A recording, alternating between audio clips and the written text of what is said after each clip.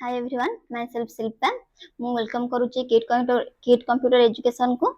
And हमरो previous सब video रे हमरो अपलोड हे जायछि कि हमरो एमएस एक्सेल जेमती पूरा डिटेल्स पूरा ए टू जेड अपलोड हेछि एंड ओडिया फॉर्मेट रे अपलोड हेछि अपन मन जाके देखंतु एंड आज हमें पढिबा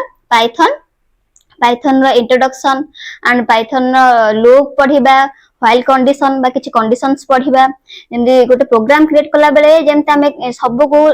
पाइथन रो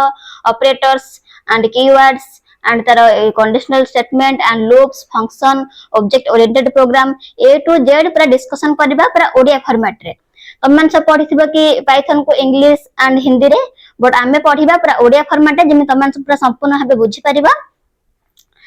जदि पूरा ए टू जेड जाए तो पूरा शिक्षा बेसिक कॉन्सेप्ट पूरा क्लियर हा चाहूँ ताले संपूर्ण भाबे जोड़ी हेकि रुहंतु एंड देखंतु पूरा पाइथन एंड जाए देखंतु फर्स्ट क्लास रो लास्ट क्लास जाए वीडियो पूरा देखंतु।